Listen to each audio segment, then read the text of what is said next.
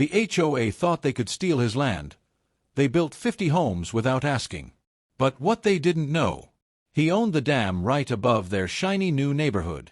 And one night, with a single turn of a rusty wheel, he gave them a lesson they would never forget.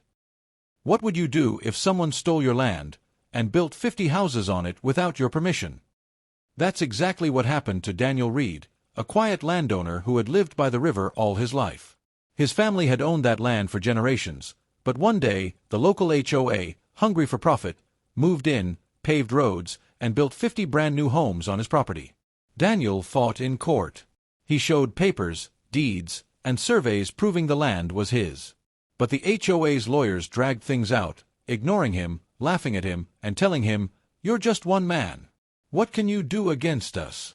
But what they didn't know was that Daniel's land wasn't just dirt and grass.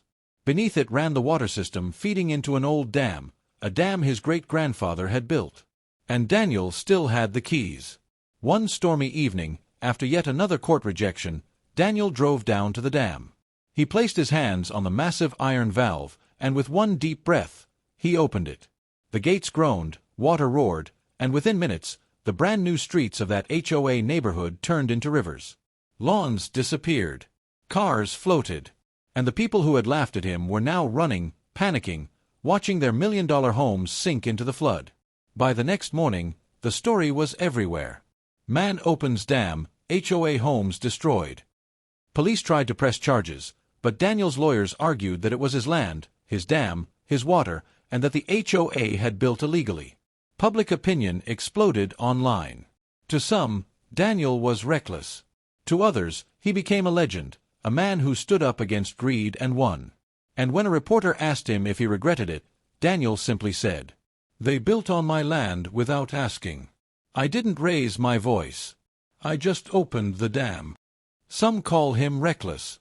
Others call him a hero.